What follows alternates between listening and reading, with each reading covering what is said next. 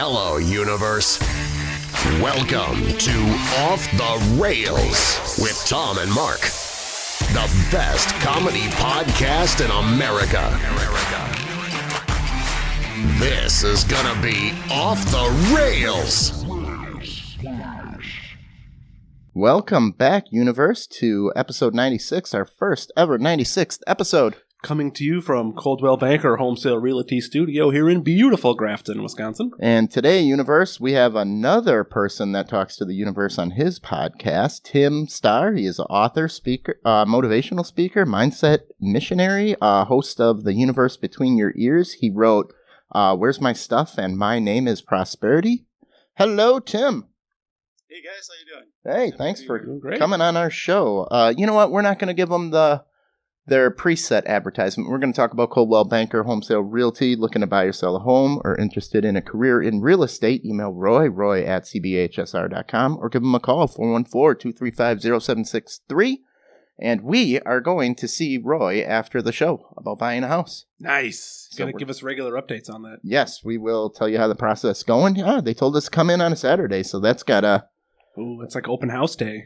Saturday and Sunday? Yeah, and they're moving stuff out of the way. So, what are we going to talk about today? We got author Tim Starr on. We're going to go into his book, Where's My Stuff, pretty deep. Talk about his podcast. I have a gift story for Mark. Temple Police back down after their Stopping People for Good driving campaign gets ratted out by the media. Self-checkout crime and honest shopping stores. Macy's foot in their mouth on portion plate sizes. Halloween date change, name, date update. They want to change the date of Halloween. We'll update that. Amazon shock bracelets. And first, we're going to do the hot seat. Tim, you ready for the hot seat? I don't know. We'll find out. All right. The hot seat is just some rando questions just to get you comfortable and started, see what we're doing. Do you still consider Pluto a planet? Yeah, I think so. You do? Okay. This interview's over. No. Okay. Do you like a tent, or do you prefer hotel?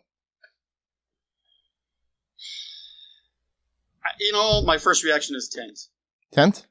Yeah, maybe because I haven't done it in a while. Yeah, everybody wakes up crabby because it's 150 degrees in there by 6 a.m. I'm a hotel man myself. Me too. I'm indoorsy. Yeah, you're an indoor cat, big time. For your birthday, do you prefer a gift or an experience? Experience.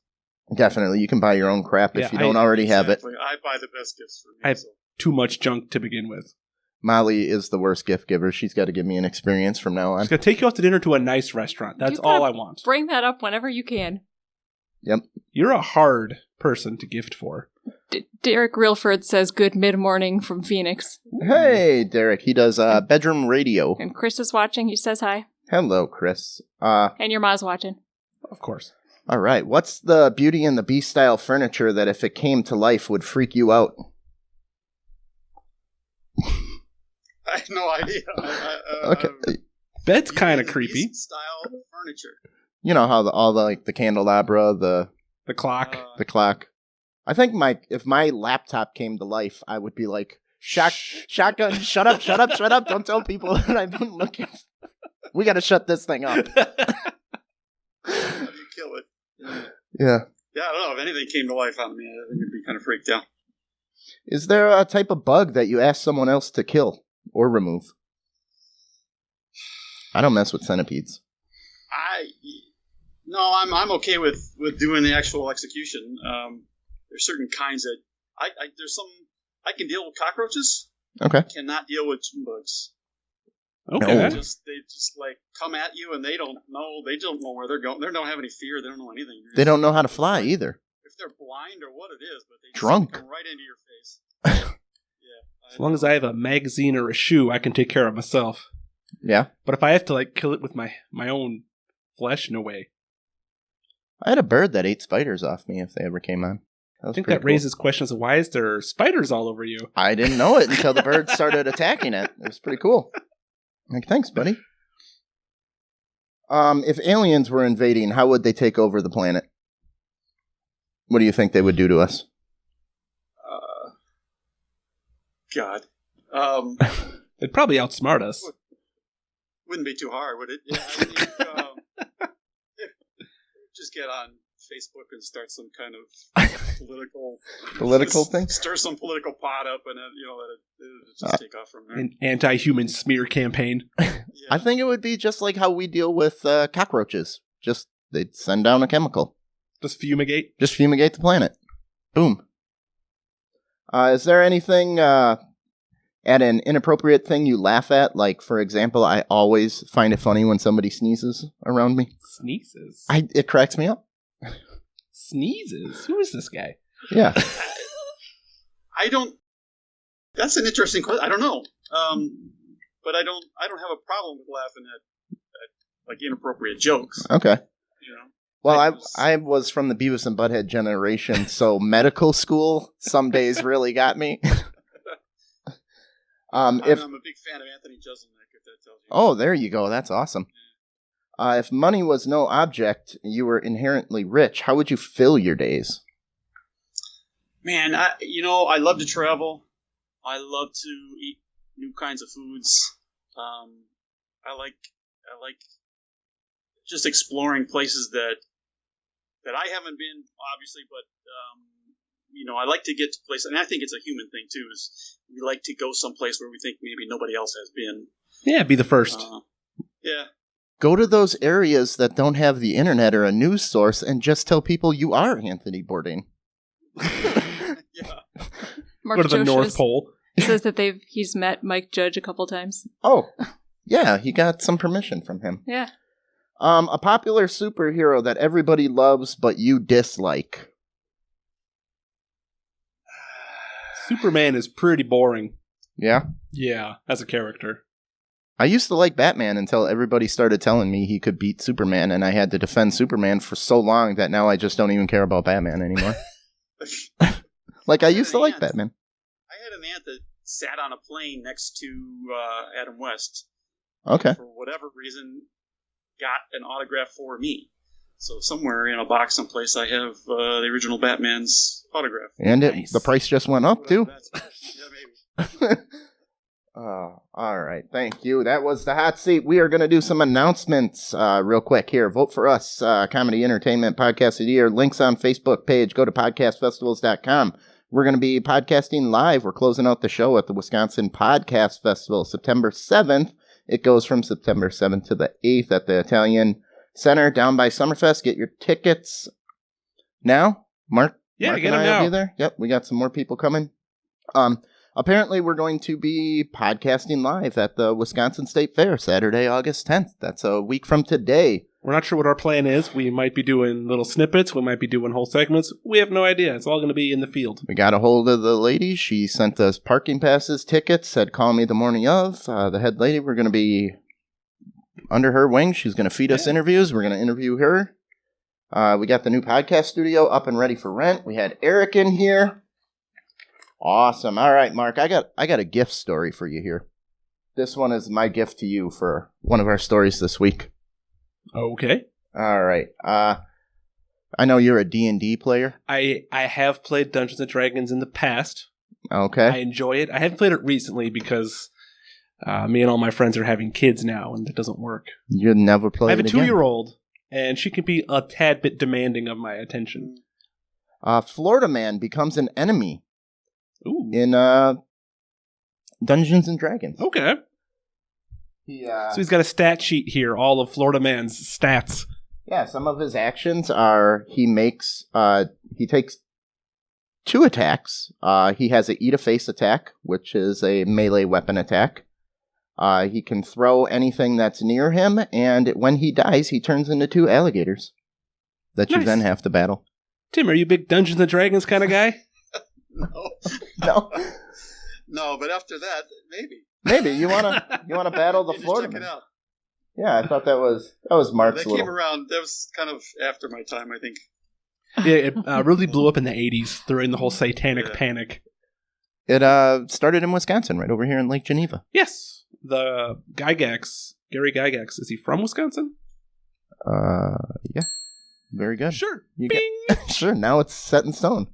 Of course. All right, Temple police have to do a clarification after a news story came out. The Temple Police were in trouble because they shot and killed an unarmed person. Yeah, you can't do that. So now they started their positive ticketing campaign, which means I can show you exactly what they said, but they're like, no, that's not what we meant. Is this the kind of thing where I get the ticket and I can trade it in for cash? This is where if you follow the traffic laws and are doing everything right, they pull you over. They hassle you. They pull you over and give you a free cup of coffee ticket for a place. Okay. And they're like, dude, you can't just pull people over for obeying the law. Well, technically, they can pull you over whenever they want. The law says you have to have like reasonable cause, but they can just say, yeah, you were waving a little bit there. No, but they're saying, hey, good job for following all the traffic laws. Here's a cup of coffee. Yeah. You can't do that. You shouldn't. But they're like, no, we were only going to be handing these out like baseball cards and stopping people on bikes and walking. And we're like, you still can't stop people for no reason, you know? Yeah. So now they're trying to, Just give the cops candy bars and they can hand them out to kids. That's all I got to do. Well, they're giving out coffee, free coffee. Coffee's expensive. What kind of coffee? Is it Starbucks coffee? I don't know, they're in... You a coffee man, Tim? Yeah. You like the Starbucks? Yeah, I like Starbucks. It's a little... I'm a simple man. I like black coffee like all the other old men. Like when did myself. that happen? I've been having black coffee for a while. When did your taste buds die? About 4 cups in. 4 cups in. But my wife wants to get an espresso machine with like a milk steamer and everything because she used to be a barista. So she wants to have this big, shiny, expensive commercial grade thing. And I'm like, let's just have the coffee pot over there. I've seen your wife go through a whole pot of coffee. If you just put black dye in a cup of vinegar, Susan's not even going to notice. Yeah. She's just going to pound it, just hot vinegar. Susan drinks it black all the time. Yeah. Lately, she's been adding creamer. Not at work. Oh, okay. You know about the bulletproof coffee? I've heard about it. Uh-oh. Your mom said it should be donuts. Sorry. You put, it's supposed to be unsalted butter. Oh, yeah, I've heard about, butter in some coffee. MCT oil, and it's supposed to be really good for you. And have you done it? Yep. I've tried it. I actually like the butter in it. And I drink black coffee. Okay. And I do like the butter in it. If it's unsalted, I can taste the difference. And it tastes like cream, really. Yeah, we do that on the keto diet, but I had to stop putting the MCT oil in there. Yeah, my stomach didn't like that much. Yeah. No. I had to stop it, too. What's MCT oil? Medium chain Triglycerides. Yeah. So it's different kinds of oils. Like coconut oil. Qualify. But it will send you to the bathroom 4 times in a row to just liquefy. Hey, as we get older, that becomes more and more useful. I suppose. More and more necessary. Yeah, clean it out. So, this article I thought was crazy because they say 20% of people admit to stealing from a self-checkout aisle. I have never stolen from a self-checkout aisle. Me Wow. either. I assume they're watching me like a hawk. So they did a little psychology on this, and they said people justify it more because you're working for, like, they owe it to you because you're doing the job of a cashier and saving them come on. money anyway. Yeah, but you can get in line if you want to. They still have lines open. One. I only do self-checkout if there's no line. Mhm. If I have to wait in any line, I'm waiting in a line for a person to do it. I only do self-checkout when I look in the mirror. Or if I'm buying alcohol. Yeah. Because every time I do self-checkout with alcohol, there's like no attendant around. She's off helping someone else somewhere. Okay. It's easier to cheat a machine. Yeah, you just don't scan the item. Just put it right in your cart. You just go, boop, make the noise in the cart. I wouldn't even go that far. I would just... You wouldn't even make the noise? I've been there with my daughter in the cart, and she's holding a banana, and I forget to scan the banana. But I will go back and make a new transaction, because I've already checked out at that point, and scan the one banana. Wow. You got to be a good influence on the kids. She's never going to remember it. No, but I don't want to get into that habit of Stealing bananas that cost 20 cents and then charging that on my credit card. Okay. Because I don't carry money. I'm a millennial. So we went from stealing to the happier side. A food kiosk at Halifax Airport relies on customers' honesty to pay, and they say nobody steals. It's just an empty, unemployed, on your honor system at the airport.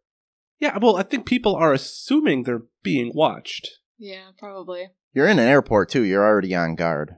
Yeah, because you've already been frisked and all that. So you're Yeah. already thinking... They got my number. What's your thought on this, Tim? Are people honest? You know what? Immediately, what the Halifax? Halifax. Nova Scotia? Is that what we're Yep, talking? Nova Scotia. Oh, Canadians. So I'm thinking, yeah. So who's your demographic coming through there? It's not outside of Chicago. It's not an international airport. They just Yeah. take it all with them. Yeah. They say everything's been square so far. Huh. I guess there's hope for humanity yet. Yeah. So, I don't think this will work all over the world. No. No.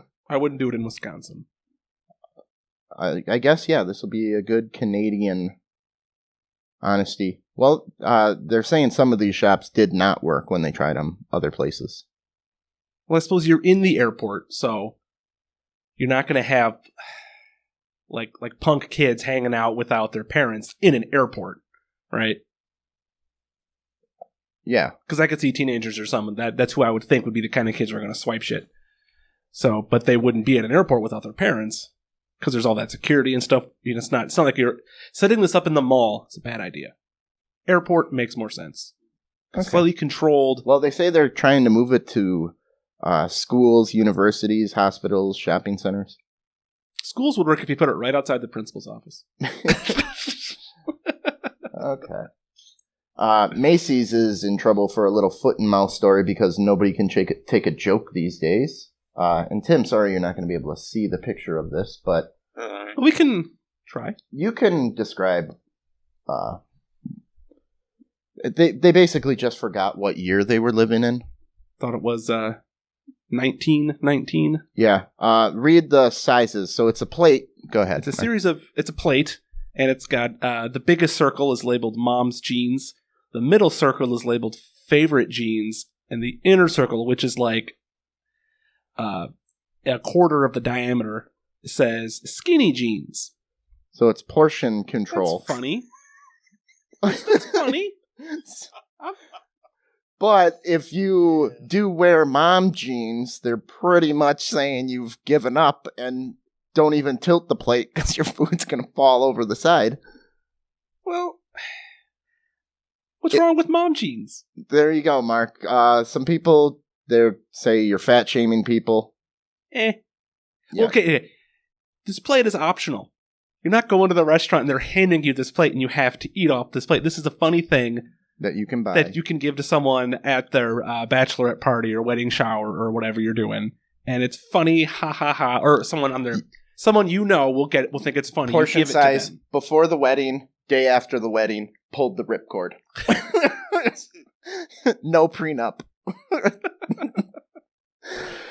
So, I mean, I don't feel it. I think it's supposed to be funny. I don't think they're trying to be Do mean. you remember what year we're in there, Mark? It's 2019. So you probably shouldn't be doing anything like this. No one can take a joke. Exactly. That being said, I am heavier than I'd like to be. But fat shaming isn't necessarily a bad thing, because doctors say we're an obese country. The country as a whole could stand to lose a little weight. Okay. And some people, Molly, could stand to gain a little weight. Hey, you leave her alone. She may like it when I'm skinny shaming you, Molly. All right, Snickers is going to give away 1 million free candy bars if the date of Halloween is changed. What? Why? Oh, is this one of those floating holiday situations? They want it to be the last Saturday in October. What do you do for Halloween, Tim? Yeah, from one year to the next, it varies. Depending Mostly if it's a I stay weekend. home and just yell at people. Stay home. We live in a weird spot. It's we're the last house on this one piece of road, and some years we get a bunch of kids, and then other years we get nobody. So it's impossible to predict whether we're going to get any foot traffic at all. And Yeah, we get very so little foot traffic at my house. we gave away last year's candy. We even went to Grandma's house last year in Slinger, and it was dead there too. There were more people drinking at the bars than there were kids trick or treating. And I'm like, That's because they do the trunk or treat and everything Yeah. now. So I think right now Halloween has become a holiday for adults when it historically is a holiday for kids. probably, but they want it to not be a school night from. Well, the bulk of trick or They're treating is claiming always it's safer. the weekend before. Yeah, So if Halloween's on a Thursday, trick or treating is on Saturday or Sunday. let's just make it the last Saturday. It's all the barflies who want it on Saturday when I'm or Sunday, so they can go out. They know exactly when to go to the bar dressed in cheap costumes. sexy blank. Sexy Doctor- podcaster. Sexy podcast. It's a pair of headphones, a microphone, and nothing else. We got Halloween is more fun as an adult. We had one of the best haunted houses in the area from the Mark Joe shows. Oh, Madison goes all out for Halloween. Don't even go near that. I bet you city Mark and Joe put on a Halloween. great haunted house. I bet they Probably do. got like chupacabras in there, Bigfoots. All right. Amazon, this will be our last story before the interview here. Our last story. Amazon is selling shock bracelets to help you curb bad habits. How hard is the shock? I don't know. And how does it know when you're doing the said Well, bad maybe habit? every time you walk into Starbucks, it shocks you. Well, spending money on Amazon too, you can set it up for that so you don't just start getting Go ahead, lost. go to our website, click the Amazon link, and get shocked all day. I read a little bit about that, but I thought it was mainly for waking you up in the morning. Yeah, so you didn't you can sleep set an in. alarm. Okay. Yeah. If you're sleeping in, it will shock you But, awake. yeah, people have the health bracelets so that awake. Right? it counts their steps. So if you're not walking enough or your heartbeat has been low for too long of a time, you should get up and walk around and exercise. It shocks you if you're sitting still too long. Well, I'd like it to have an audible alarm first, being like, "Hey, get up, or I'm going to shock you in 5 minutes." Because then I would get up and I'd walk around. 'cause I Oh, would a get shocked. warning? Yeah, the shock is like the second warning. Do this, or I'm going to shock you. Okay. Do It's this or we kill this puppy. Ooh. Oh no. There you go. Maybe they're just really, really ugly. Oh. Yeah. Strength Yeah. stability bracelet. There's all Yeah. kinds of these shock bracelets. I've heard of people trying to quit smoking and putting a rubber band around their arm and snapping themselves every time they get a craving. Yeah. But that's something you have to physically do. Right. If you have the wherewithal to do that, you probably could just go cold turkey. But how's a bracelet going to tell if you're smoking?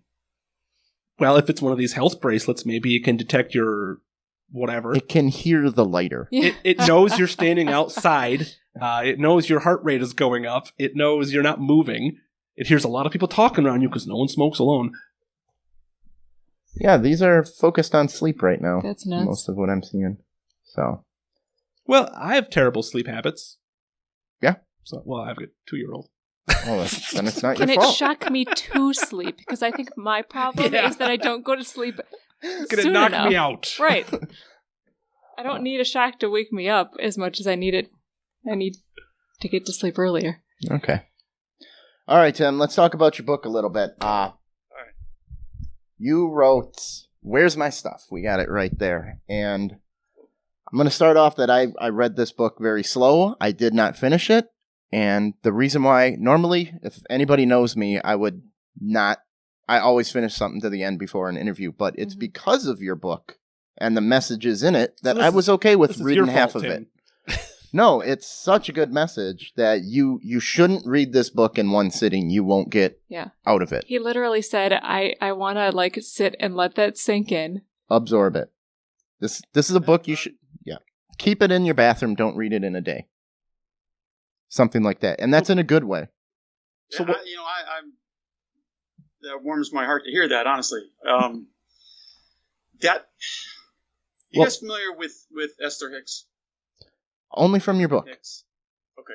So, for anybody who might be checking this out, most everybody at this point is familiar with the movie The Secret. Basically, everybody who's in The Secret is a student or a disciple of this woman, Esther Hicks. And we won't go into the whole story of that movie, but she's, whether you believe this or you don't believe in it, she is a channel for, you can call it spirit, higher source, whatever you like, right? Mm-hmm. But she's able to deliver messages in answer to people's questions that if you take the time to just listen to her, forget about whether or not she's might be faking this, listen to what she has to say, it'll, I've got the first book that they've written, Ask and It Is Given, and I haven't finished it because I can read a paragraph, 2 paragraphs, and I have to put it down. You just start chewing on stuff, and you can't, you could skim through it and not retain anything, but if you actually read it, she can give you a 10-word sentence, and you'll spend the next week thinking about what she just said. So this book was I started a blog because I got into this information, and it really gets you thinking, and it was a way for me to kind of dump out some of the ideas and work things through that's going around in my head. And so I just started a blog and didn't even tell anybody about it until I was like a year. And I wrote whenever I would get triggered about some of these ideas. And it really is just me working through stuff that I'm hearing. And some of it I agree completely with. I'm like, oh man, how that's really insightful, all that kind of thing. And then there's other stuff where it's like, what they're saying here is not really what they're saying. There's a lot. Here's what they're saying in between the lines if you read this.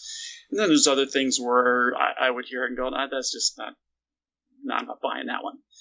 So I refer to myself as a hopeful skeptic. Okay. Yeah, this book is written where it is a quote from Abraham or Esther, correct? And then it is him dissecting it with you. And as the book is going on, you can almost see Tim's journey as well, because when the book starts, he's kind of in a writer's block, and you go months and close to a year without writing, and then you see these quotes, and you get inspired from these, and kind of, it's like a journey with you, too. Yeah, cool. That's exactly what happened, and that's one reason that I didn't tell anybody I was doing a blog, because there's a certain expectation. Well, when's the next post coming out? And it wasn't.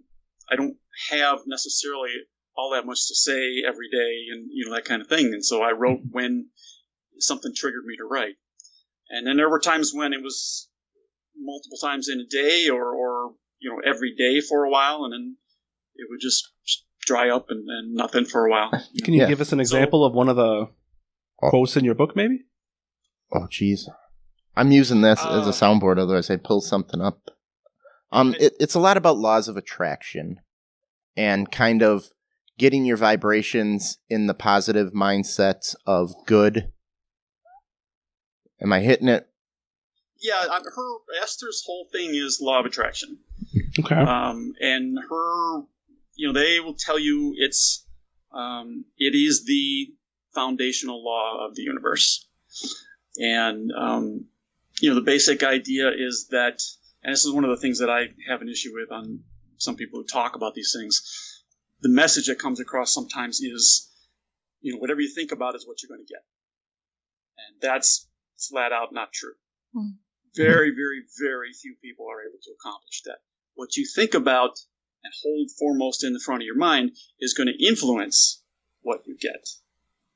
Not necessarily, and most likely is not going to determine what you get. Yeah. So, we are creation machines. We are always 24/7 creating our worlds, creating our universe, creating our futures by what we're thinking about, even subconsciously.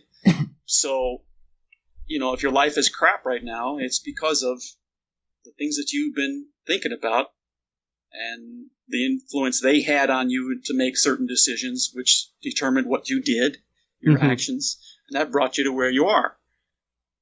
If you want the future to be better, you got to make a conscious effort to put different stuff into your head so that the stuff you think about is more positive. If you're if you're going to go onto Facebook and spend your time whining about how terrible Trump is, you're not moving yourself forward. Yeah. So I think one of the hard things that people, especially today with how everything is I kind of got the message from this book that the way you feel is a choice. And that is a big matzo ball for people to get over. And like you say, reprogram yourself to know that I'm choosing to feel this way. Yeah. And that's their whole thing is it's kind of Buddhist. That's your guideline. Mm-hmm. It's your GPS is how do you feel? And if you have a thought that you become conscious of, I'm thinking about this, it doesn't make me feel good, or it makes me feel really bad, it should trigger something. You want to be conscious of that and go, well, okay, I need to change my focus to anything else. You don't have to be, let's start thinking positive thoughts. I know you're depressed, your dog died, and you're, whatever, all these things happened to you this past week. You're in a bad place. You can't go from there to, let's just go party. Right? That doesn't work. But you can go from there to just distracting yourself. Just something less. Physical activity, you were saying, is a great distraction. That's a great one. Certain things that you have to focus on. Because if you're doing, like I've talked with people who do like walking meditations and things, that doesn't work for me. Because I can walk and think about anything you want to think about. I like to mountain bike. And one of the reasons for that is that you have to focus on what you're doing, or you're going to, you'll be on the ground. So you don't have the luxury of just letting your mind wander if you're riding trails. It's probably important to have like a clear goal to bike a certain trail and then know you did it, or maybe you're building something and then to have it done. That would probably be also psychologically more healthy too, to take your mind off of things, is to accomplish something. Versus something with a nebulous goal that is unachievable, that you will never actually get to. Realistic goals, I guess. How do you feel about the realistic goals? Because if I say I want to run a 4.2440, it's not going to happen. I think, the issue that in this culture that we have is that the goals that we are taught to set are... We're nebulous? We're expecting, sometimes, but we're expecting that once we get there, suddenly now we're going to be happy. Mm-hmm. And my whole thing is I think that every decision that we make, every action that we take is only, and it's not a Sting song, but it's only about trying to be a little happier right now in the moment than we were a few moments ago, and happier tomorrow than we are today, and just to try to keep building on that so that, the ultimate goal is to get to some place where you're just happy all the time, and all of the crap that life is going to take a crap on you, right? That's just how it works. Mm-hmm. It doesn't have to be a major problem. It doesn't have to affect you the way that maybe it has in the past. And when you start doing this kind of work, and it's all just inner work, and it's actually fairly simple to do. It's just more about being aware of what you're thinking about. You see how things stop affecting you. And then you get excited about it. And it's that's pretty cool. That guy cut me off and I don't care. Yeah. And suddenly your commute is less of a grind, and stuff like that. And it's not about, trying to get to a place where everybody's just walking around with a big stupid grin on your faces. Although, to go back to the idea of like being cut off in traffic, don't carry that with you all day. Because I think some people do that. They get cut off and then they snap at the first person at work for no reason. And it's like, well, you could just let it go. Someone was a jerk to you on the road. That person's having a bad day. Let it go. Don't hold on to it. Don't cut off someone else because you might cause an accident. Just, Ziegler used to have this thing about who kicked your cat. Mm-hmm. And it was just like somebody kicked your cat and the cat did this and that triggered that and this other thing. And pretty soon your whole day, through this chain of events, your whole day is ruined. And you just carry it along with you. Mm-hmm. But that's a choice. Yeah. We choose to do that. We don't necessarily think about it, but it's a choice. It's just a habit that we've learned to do, and we can unlearn those same habits. And so it's nobody else is able to do this stuff for you. So it boils down to, it's your life. Nobody else is going to live it for you. Nobody else is going to have the feelings for you. How do you want to feel tomorrow? And you are your own worst enemy Absolutely. because it's your choice to do that. Yeah. Yeah. So you got to start doing stuff like, stop watching the TV news entirely. Yeah, I was just going to get to that one. I'm a lot happier not on Facebook. Yeah. I know we're streaming live right now to Facebook, but I used to be on there multiple times a day, and now I'm on maybe once every couple of weeks, and I'm so much happier. I don't watch the news, and on Facebook, I just scroll through those. And people that are habitual posters of that kind of stuff, I will get rid of or unfollow so that I don't see it. I purged mine during the election cycle. Yes. Really easy to do that during the election cycle. Oh my god! Yeah. And it transformed literally overnight. Mm-hmm. Mhm. And it was it was somebody else's feed. It was so different. There's no other word but transforming. It was so much different, and it's slowly trickling back now. I can see certain things coming back through, but Yeah, what you were saying is the news doesn't report on all the good things that are happening, which you got to understand that you only watch the news, you get the negative. There are a lot of good stuff happening all over the world right now. Yeah, I'll turn on local morning news, and first I'll rattle off all the people who died last night. I'm like, oh, I just got out of bed. I don't need this now.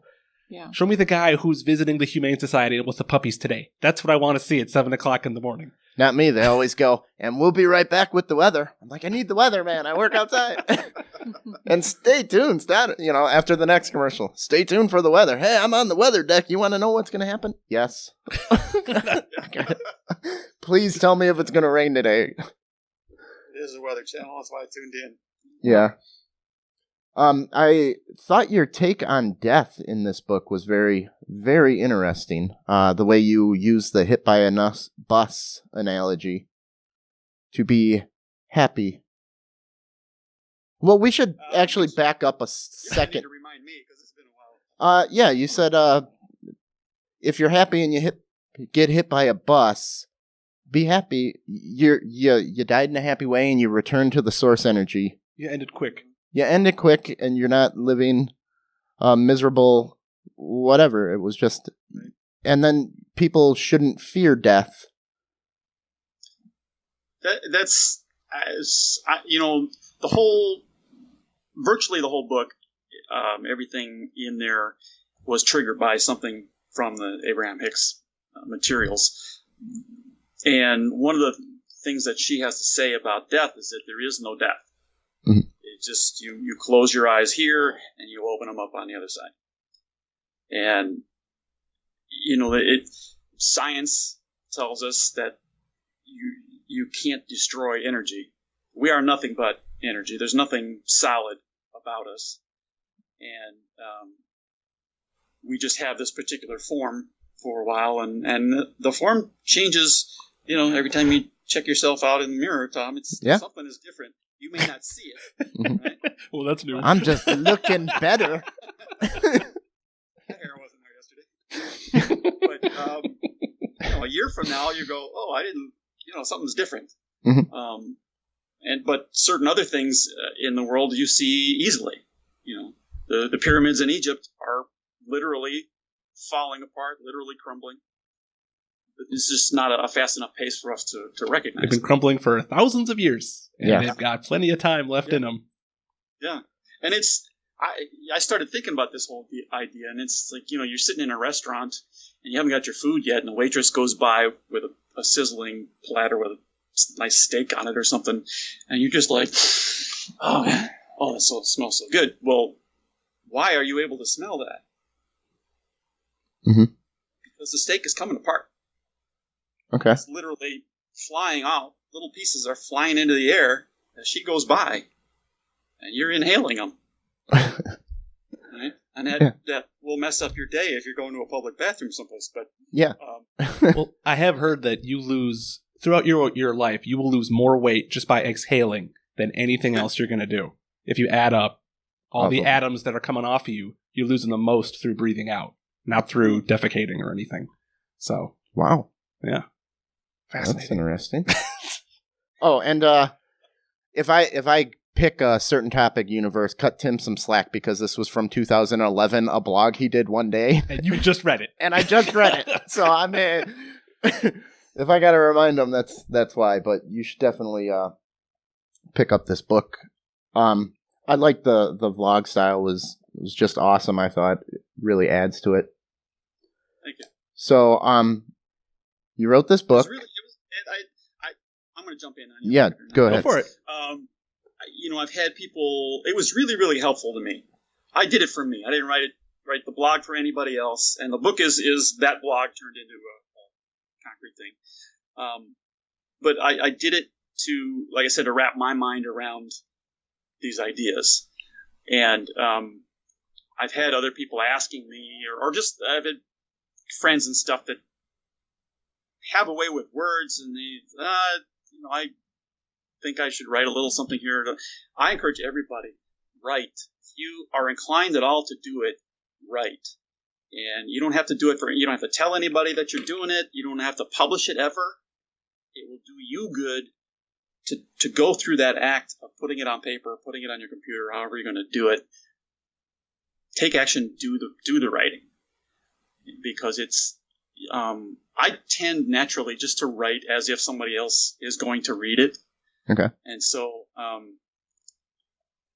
for me, it's a good experience and you can't teach something to somebody else, or what's the phrase? The best way to learn something is to teach it to somebody else. And so you have to I at least have to really think about what I'm going to say, how I'm going to say it. When you're having a conversation like this, you can always backtrack and go, well, that didn't come out right. Let me rephrase that. If you're putting it on paper or on the internet, it's just in print. It's difficult to get inflections right, and so you need to study your grammar and learn how to use punctuation and things. Yeah. If you really want to get the point Do you across. prefer writing physically on paper or typewriters or the computer? It's too tedious for me. I have to do the computer. I find with computers, I keep going back and editing and never moving forward. So it's almost better for me to physically write everything out and then later type it up. Okay. But that's just me. You got to figure out what works for you. Exactly. Everyone's different. Exactly. Molly, how have I been this week after reading this book? Living with me. You've been much more positive. You've been in a much better mood. It's been nice. Yeah, it's been working out for me. And then all these things are just getting dropped into my lap. It's almost like the positive thinking is paying off. So I can vouch for this book. There's a great book by a woman named Pam Grout. She's written a lot of stuff, but the one that sort of exploded her overnight is called E Squared. Okay. It's a play on Einstein's relativity theory. But it's primarily it's a series of experiments that you can do to prove to yourself, yes or no, does this sort of source energy kind of thing exist? And does the law of attraction really exist? Does it really work? Can you use this with intention? Well, what is this law of attraction? I haven't read anything. I've done no homework. So, law of attraction? Yeah. What exactly do you mean by that? It's what I said earlier. It's the idea that the things that you hold foremost in your mind, okay, influence what the universe brings you. Okay. And so there, you can go. There's so many layers to this thing. So it's not just me ogling my wife.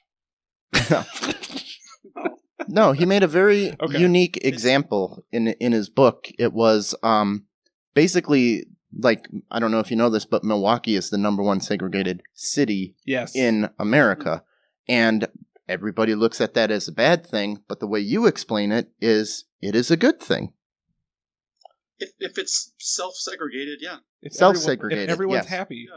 Yeah. A person from, like, we have a Polish neighborhood, we have a Jewish neighborhood. If somebody comes in who is Jewish, they will feel more comfortable in the Jewish neighborhood. Yes. And prosper more. You encounter a lot of Russian accents in Mequon, which is a town just south of us, because there's a huge Russian Jewish Orthodox community. A lot of immigrants are coming in through that area because it reminds them of the old country. And if somebody chooses to live there, they will probably be more comfortable, and you shouldn't force them to live somewhere where they're not comfortable. Yes. That's one way to look at it. So it is a good thing that maybe Milwaukee's segregated. Well, there's a funny story I always tell about. I was watching a special behind the scenes on Planet of the Apes, and they were talking about at lunchtime, the cameras come off, everyone's in their monkey costumes, and they're having lunch. And just by human nature, all the chimpanzees sat over here, all the orangutans sat over there, and all the gorillas sat over here because people went where they felt like they fit in. Even though they're covered in makeup and have nothing else in common. But physically, they're like, I should go over there. I should go by the other orangutans. the other chimpanzees. So it's more human nature to go where you feel like you fit in. It's not necessarily... Yeah. Who told you guys to sit with each other? Yeah, you guys can mingle for crying out loud. I'm not sitting next to the gorillas. Those guys are jerks. Oh. So definitely, if you get a chance to check out this book, I highly recommend it. Now, you're on a podcast that you do called The Universe Between Your Ears. You have the same audience we do. Yeah. Yeah. Tell us a little bit about that. It came out of a friend of mine. He and his wife were running a law of attraction meetup, and with any meetup that goes on for any length of time, you have a core group of people that are always participating, and then other people just sort of come and go, Mm-hmm.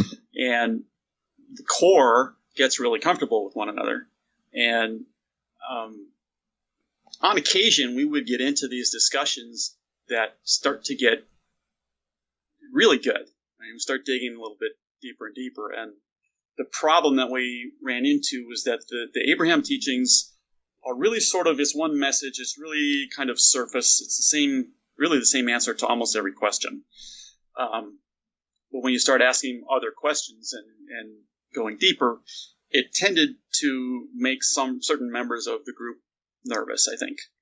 And they would say, well, this is not very Abraham. Can we go back to this other, and so it would be a little bit frustrating at the end of the meeting where you're standing around just talking socially, and it was like, oh, we were right there. It was going to be, well, we could have. And so one day, the light bulb finally went on. Ding! I said, hey, you want to do a podcast? I'm sick of this law of attraction blue balls we're getting every week. Exactly. I said, we can have only those conversations. And we can talk to anybody we want to talk to for as long as we want to and say whatever we want to, and we don't have to worry about anybody getting upset. And he said, yeah, let's do it. And so we did it for a year, 2018. Did 53, I think, episodes. Oh, nice. Yeah, I made the mistake. I thought it would be good to listen to episode 53, and it was just a recap, and I'm like, I better go listen to a real episode. Well, I'm a completist. Yeah. You always start at episode number 1. No. Don't go back and start on our episode. Except start on episode 11. That's when I started on the show. There you go. Start on episode 11 when we had some of our crap together. Yep. Yeah. But the title of the thing came out of this idea that there is, you're only energy. There is no physical anything truly. And the universe is between your ears. It's just in your mind. Mm-hmm. It just is your mind. And, it gets really, really deep, and you need to smoke a joint to get into that. But we talked to so many cool people, but we talked to a husband and wife team who also do channeling, and it's never like a single person kind of thing that anybody's talking to or channeling from. It's sort of a group collective where they get the information, and so but theirs is called Julius. And we talked to them for about an hour and 40 minutes, something like that. And when it was over, it was like I had been beat up.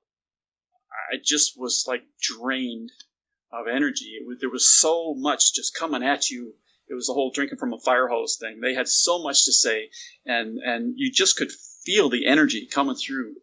And I got up and was walking around the house in a daze, and I would walk into a room and be, why am I here? What did I come in here for? I don't know. I'll wander into that room. And it took a good half hour for me to sort of come back to present moment. So there, and I'm I'm a skeptic, and I don't think any of us are going to ever be able to know for certain that, yeah, this is exactly what's happening. They're channeling some higher energy. I don't know. Until we die, we can't know 100%. But there's something different about that conversation. So that's all I can say. Yeah, I try to be open-minded in all things of that religious philosophy. It's like, we're never going to know if we're right until it's too late to change anything. Change your mind? Yeah. No, wait. I'm Mormon. I want to go back. Redo. Yeah. So are you going to continue with this podcast, or are you going to be launching another personal growth? We've been on hiatus for a long time now because by the time the holidays rolled around, Thanksgiving was coming up, we had enough already recorded and stuff to take us through the end of the year. And so we just took a vacation, and then schedules changed and just whatever, and we just haven't been able to get back together and do it again. Mm-hmm. So I may revive. I've had people coming to me that want to be on it, mm-hmm. and I may revive it just on my own. But I kind of get the bug to start this other podcast, and it's like every time I talk to somebody else, I want to do a different podcast. So I got 9 different shows I want to do. Yeah, what's the other podcast you're doing? It's a personal growth. It's Personal Growth Podcast. Personal Growth Podcast. Okay, that's why I didn't have what it was. Okay, I have that written down. I'm just starting to record for that, so it's not even out there and available yet. But that's basically coming out of the idea that all we really want is to be happy, and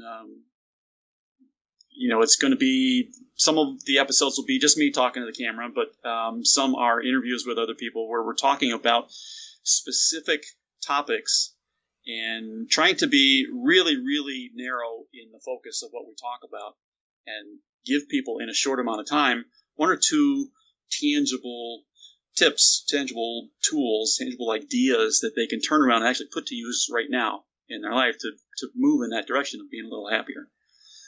And so that's the goal with it. We'll see how it works out. Nice. Excellent. All right, Tim, where can we find your book? Where can we get a hold of everything? Amazon? The easy thing is just go to my website, timcstar.com. Mm-hmm. Stars with an R. And, there's links to everything from there. Perfect. Just makes life easy. Yeah, thank you very much for coming on. Really appreciate it. If you want to stick around for the bonus, we're going to do that a little bit. Just going to have some fun. Let's wrap this up with a little speed rail. Can we get over the OJ obsession, please?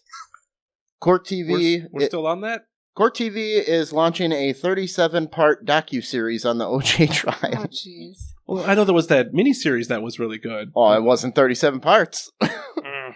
Well, the whole crime documentary thing is really hot right now. It is. Yeah, that's crime all podcast Netflix is just murder porn. Yeah. That's not all Netflix is. That's all it is. Straight up murder porn. So Court TV is doing it. Sorry, you're late to the party, Court TV. Everybody's had enough. Everybody's has their opinions on the OJ trial. Yeah. It's what I tell my bartender when he makes me a screwdriver. That's too much OJ, sir. That's too much OJ. Climate change protesters in London chain themselves to an energy company's front door. The problem is they moved a year ago. Oh, no. Should have scouted that one out. What are you doing? You're just trespassing on an abandoned building. You got to do your Good homework, job. people. If you're going to protest, do your homework. This one, John Dillinger's body is being exhumed, and the permit from this guy, Michael C. Thompson, doesn't give any reason, and there's no one available for comment. They're digging it up and they won't say why. But we're doing this. Mark, did you go to Thompson's Halloween party, dude? What's up the chains?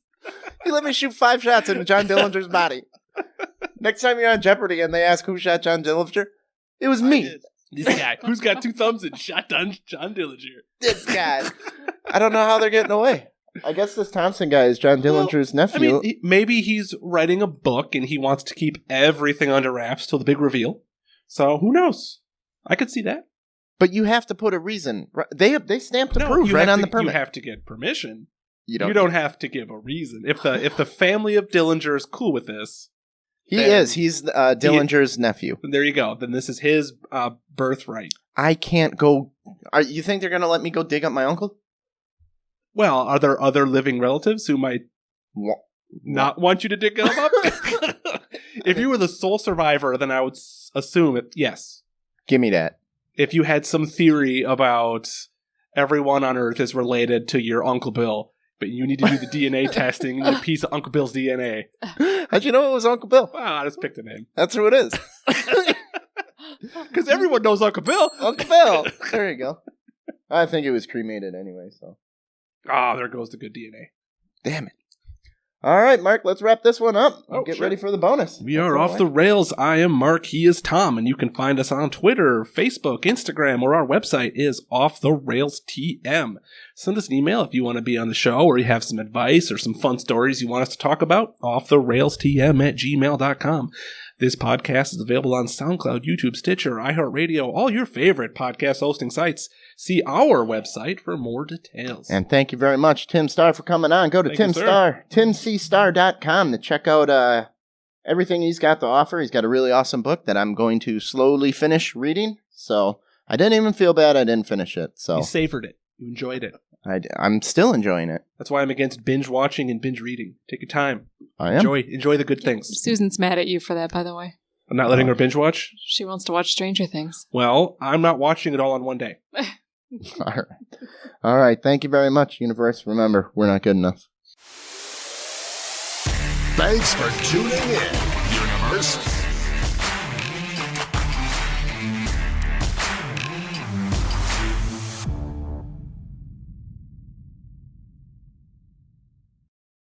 Rails.